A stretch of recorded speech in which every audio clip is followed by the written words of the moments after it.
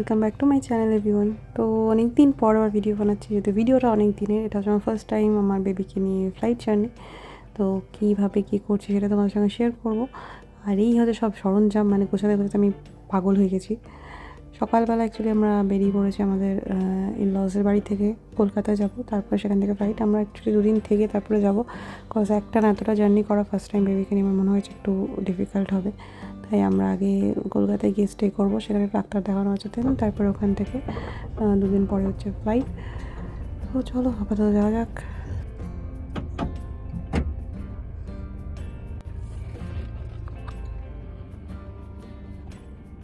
আমরা পৌঁছে গেছি হোটেলে। অ্যাকচুয়ালি অনেকদিন পর এতটা জার্নি করলাম, তো আবার সকালে ভীষণ টায়ার্ড লাগছিলো। সঙ্গে বুঝতেই পারো একদম ব্রেস্ট ফিডিং করা মায়েদের পক্ষে একটু এতটা ট্রাভেল করা একটু ডিফিকাল্ট লাগে, কজ খিদে পায় বারবার, রাস্তায় সেভাবে আমি এখন কিছু খেতেও পারি না। তো আমরা এখন এই হোটেলটাতে এলাম, মানে একবেলার জন্য, দুপুর থেকে রাত পর্যন্ত থাকবো, আবার সকালবেলা বেরিয়ে যাব। এটার ওয়াশরুম ভালোই লম্বা টম্বা, যাই হোক একটা বেলার জন্য আর কি। আর এই হচ্ছেন আমাদের মহারাজ, কান্না শুরু করে দিয়েছেন। খেতে হবে, বাট ভীষণ আমি ক্লান্ত হতে পারছি না, তো কিছু করার নেই। মা বাবাদের ক্লান্ত হলে চলে না, তাদেরকে খাওয়াতেই হবে। তো চলো খাওয়া দাওয়া করাই।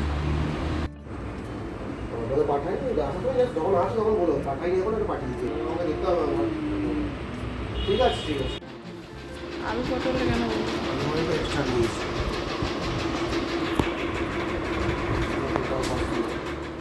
তো ফাইনালি যাওয়ার দিন চলে এসছে। সকালবেলায় আগে ঘুম থেকে উঠে ওকে আগে একটু মালিশ করে নিচ্ছি, তেল মালিশ করে নিচ্ছি, কেন কি সারাদিনের নামে আর কিছুই হবে না। আর এখনও এইটুকুই করে, তেল মালিশটুকুই করে। আর স্নান করানো তো সম্ভব না এত সকাল সকাল, কালকে তখনও ঠান্ডা ছিল আমি যখন এসেছিলাম। আর তারপর ওকে খাইয়ে টাইয়ে ফ্রেশ করিয়ে আমি রেডি হব। সত্যি কথা বলতে যাওয়ার দিন একটা ভীষণ রকমের টেনশন ছিল। এটা ভালো লাগাও ছিল যে শেষ পর্যন্ত ও প্রথমবার ফ্লাইট জার্নি করবে। সঙ্গে একটা টেনশনও ছিল যে আমি কোনোদিন বাচ্চা নিয়ে মানে কী এক্সপিরিয়েন্স হতে পারে এটা আমি জানি না। সে কী কান্নাকাটি করবে, তার কোথায় প্রবলেম হবে, কি করে বোঝাবে, আমি কি করে তাকে ক্যারি করব, কি করে ফিট করাবো। শুনেছি টেক অফ আর ল্যান্ডিংয়ের সময় ফিট করাতে হয়, এটা কতটা পসিবল হবে, যেহেতু কোনো বটল ফিট করে না, সেটাও সম্ভব নয়। তো আর কি, চলো আপাতত যেতে হবে। না গেলে তো বুঝতে পারবো না বা তোমাদেরকে বোঝাতেও পারবো না যে সিচুয়েশানটা অ্যাকচুয়ালি কেমন ছিল। তো অনেক কিছু আমরা কিনেছিলাম বেবিকে ক্যারি করার জন্য, কিন্তু সব কিছু বিফলে গেছে। আলটিমেটলি আমি ওকে নর্মাল আমার কোলেই ক্যারি করছিলাম, আর বেবি ক্যারিয়ার যেগুলো নিয়েছিলাম সেগুলো ওর পক্ষে সুইটেবল হয়নি, কজ ওগুলোতে একদমই কমফোর্টেবল ছিল না। আর একটা কথা তোমাদের বলে রাখি, যে বেবি নিয়ে যারা ট্রাভেল করবে, ইনফ্যান্ট বেবি নিয়ে, তারা সবসময় একটা প্রেফারেন্স পাবে সব কিছুতে। তো তোমরা একটুখানি সবাইকে একটু জিজ্ঞাসা করে নেবে যে একান্ত না পাও। যেমন এখানে ব্যাক ড্রপ বলে যেটা ছিল, এখানে যাওয়ার সঙ্গে সঙ্গে কিন্তু ব্যাকড্রপের পাশে ছিল স্পেশাল হেল্প বা স্পেশাল প্রেফারেন্স সামথিং কিছু, আমার এক্স্যাক্ট মনে নেই। তো ওখানে যখন গেলাম তখন সঙ্গে সঙ্গে আমাকে আগেই ছেড়ে দিল। আর বেবি ক্যারিয়ার, এই দেখো এটাও আমরা একটা কিনেছিলাম, কিন্তু এটাতে আমরা নিয়ে যাইনি, কারণ এটা হাইটে হচ্ছিল না। আর তারপর ওখানে গিয়ে ডাইপার চেঞ্জ করা, ফিডিং করানোর জন্য নার্সিং রুম থাকে আর কি, এয়ারপোর্টে সব এয়ারপোর্টেই থাকে।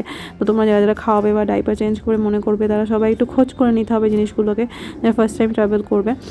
কোনো কিছুই এতটা অসুবিধা নয়, একটুখানি আমাদেরকে সচেতন হতে হবে। আর বাচ্চার ব্যাপারে সবাই অনেকটা হেল্পফুল হয়, যদি না তাদের মানসিকতা একদমই খারাপ হয়ে থাকে। বাট আদারওয়াইজ আমি সব ক্ষেত্রে দেখলাম যে ওখানে সবসময় প্রেফারেন্স দিল, আমাকে কোনোখানেই লাইনে দাঁড়াতে হয়নি, সব জায়গাতে আমাকে আগে আগে ছেড়ে দেওয়া হয়েছিল। আর ফ্লাইটে যাতে কানে বন্ধ বা কানে তালা না ধরে, তার জন্য এই একটা নেওয়া হয়েছিল ইয়ার মাফ বলে সামথিং, কিন্তু দুর্ভাগ্যবশত আমরা এটাকে পড়াতেই পারিনি। ও ভীষণভাবে আনকমফোর্টেবল ফিল করছিল। আর এই কিছু এমার্জেন্সি মেডিসিন এগুলো রাখতেই হয়েছে। তার মধ্যে দুটো মেডিসিন হচ্ছে নর্মাল যেগুলো খায়, আর একটা হচ্ছে যে ওর কানে দেওয়ার জন্য, নাকে দেওয়ার ড্রপ কিনেছিলাম। আর এই হচ্ছে যখন টেক অফ হচ্ছে, আমার মুখটা দেখেই বুঝতে পারবে যে আমি কী পরিমাণে টেনসড হয়েছিলাম। টেক অফ হয়ে গেছে তারপরেই এটা। তো ওকে আমি ফিট করাচ্ছিলাম। একটা ভালো জিনিস ছিল যে ও ফ্লাইট উঠে নিজেই এত কান্নাকাটি করতে শুরু করেছিল যে নিজে থেকে ফিট করতে শুরু করেছিল, আর পুরো ফ্লাইটটাই ঘুমিয়েছিল। এটা একটা ভালো অ্যাডভান্টেজ ছিল আমাদের জন্য। আর আমরা পৌঁছে গেছি আগরতলা এয়ারপোর্টে। তো ফ্লাইট জার্নি করার সময় কিছু কথা তোমরা সবসময় মাথায় রাখবে। টেক অফ আর ল্যান্ডিংয়ের সময় ফিট করানোটা মাস্ট, এটা যে ফিট করা বটল ফিট বা ব্রেস্ট ফিট। আর আদারওয়াইজ বেবি ক্যারিয়ার হিসেবে তোমরা ইউজ করতে পারো যদি বেবি কমফোর্টেবল হয়। আর বেবির ন্যাপিটা অবশ্যই চেঞ্জ করাতে হবে যাতে ওটা বেশিক্ষণ না ওয়েট হয়ে থাকে, সেটার জন্য ওরা আনকমফোর্টেবল ফিল করে। আর বেবিকে কমফোর্ট করাটা তোমাদের দায়িত্ব, বাট সবসময় যেটা পসিবল হয়ে উঠবে না, কজ বেবি ভীষণ আনপ্রেডিক্টেবল হয়, ওরা কখন কী করবে এটা কোনো ঠিক ঠিকানা নেই।